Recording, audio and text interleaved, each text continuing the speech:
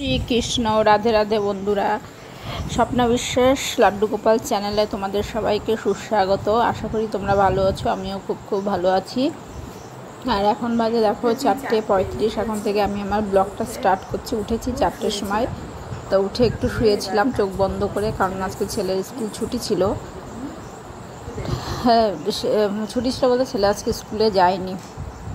ঠিক আছে, তো চলো এই দেখো উঠে এবার এই যে বাইরে দেখো প্রচণ্ড অন্ধকার, সেই জন্য লাইট জ্বালিয়ে কাজ করছি। আর লাইট জ্বালিয়ে নিয়েছি। আর এই দেখো এখানে সকালের বাসন টাসনগুলো ধুয়ে নিচ্ছি। এখন আর রাতে ধুই না, সকালে ভোরবেলা উঠেই ধুয়ে নিই, যেহেতু অনেক সকালে উঠছি তার জন্য দেখো সকালেই ধুয়ে নিচ্ছি। আর বেশ বাসন আছে, অনেক বাসনই ছিল, তো বুঝেছো। তো ছেলে তো ঘুমাচ্ছিল। আর তো চলো বন্ধুরা, বাসন টাসনগুলো ধুয়ে নিই, পরিষ্কার পরিচ্ছন্ন করে নিই। তারপরে ঘরগুলো ঝাড় দিয়ে নেবো। উঠোনটা ঠিক মতো ঝাড় দেওয়া যাচ্ছে না, কারণ উঠোনে সিমেন্ট সব ভর্তি হয়ে গেছে। ঠিক আছে, তো চলো বন্ধুরা কাজকর্ম করে নিই সকালে, তারপর আবার তোমাদের সামনে আসবো।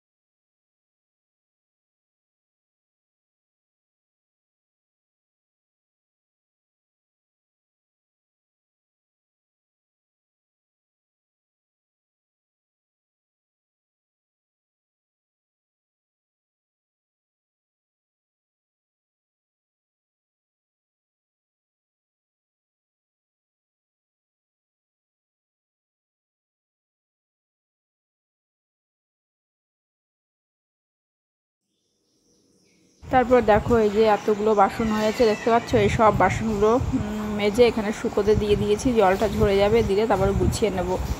আর এই দেখো সমস্ত বাসন টাসন এই ঘরে নিয়ে এসছে। আর এই ঘরে গোপালদের আগে যে ঘরে ছিল সেই ঘরে নিয়ে গেছি। কেন বলো তো, এই ঘরে এইদিকে কাজ হচ্ছে, তো এবার সিমেন্ট বালিগুলো জানলা দিয়ে উড়ে ঠাকুরের গায়ে আসছে, সেই জন্য আবার ওদের ঘর চেঞ্জ করে দিলাম। তারপরে দেখো বিরাস করে নেবো, আর বিরাস করার পর স্নানও করে নেবো। ঠিক আছে, তো চলো বন্ধুরা বিরাস করে নিই। আর দেখো গ্যাস ফ্যাস সব মোছা হয়ে গেছে, দেখেছো। তো চলো স্নান ফান করে এসে পুজো দিয়ে নেব। তো এই দেখো গোপাল সোনাদের সকালে বাল্যভোগে ড্রাই ফ্রুটস দিয়ে দিয়েছি। আর সকালে আমার পুজো দেওয়া হয়ে গেছে। দেখো স্নান করার পরেই পুজো টুজো দেওয়া হয়ে গেছে। গোপাল সোনারাও বসে আছে দেখো। ঠিক আছে, দেখো গোপী বসে আছে, আর কৃষ্ণ কানাই ছিল, এই দেখো গোলু বসে আছে,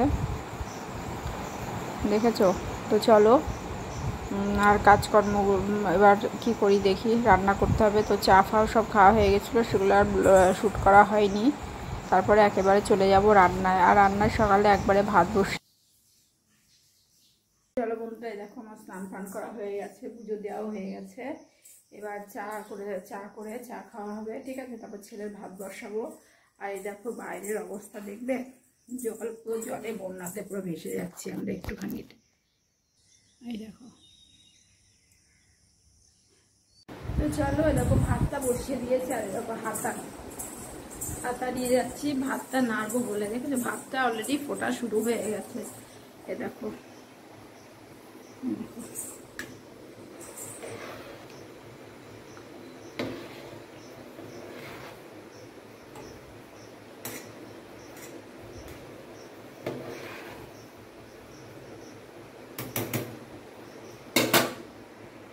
তো কি বলো বন্ধুরা, ছেলের জন্য আর আলাদা করে বসালাম না, কেননা ওর আজকে ছুটি, তো ওই জন্য একবারে ভাতটা বসিয়ে দিলাম, বুঝেছো। আর দেখো ঘর দোর অবস্থা খুব খারাপ আছে, দেখো এগুলো এখন গোছাবো। আর ওই ঘরটাও গোছাবো, ওই ঘরে তো ঠাকুর রেখেছি, আর ওই ঘরে কেন রাখিনি পরে বলবো, ঠিক আছে। ঠাকুর ঘর কেন আবার চেঞ্জ করে ফেলাম, আগে যেখানে রাখতাম সেখানেই রেখেছি। তো চলো কাজকর্মগুলো করে নিই, তারপর আবার তোমাদের সামনে আসবো। তারপর দেখো বাড়ির কাজ কত দূর হলো, লিন্টন ঢালাই হয়ে গেল আজকে, ঠিক আছে। আর ওই পাশের একটা ঘর বাকি আছে একটুখানি, আর প্রায় পুরোটাই কমপ্লিট হয়ে গেল। তো চলো তোমাদের সঙ্গে একবার শেয়ার করি।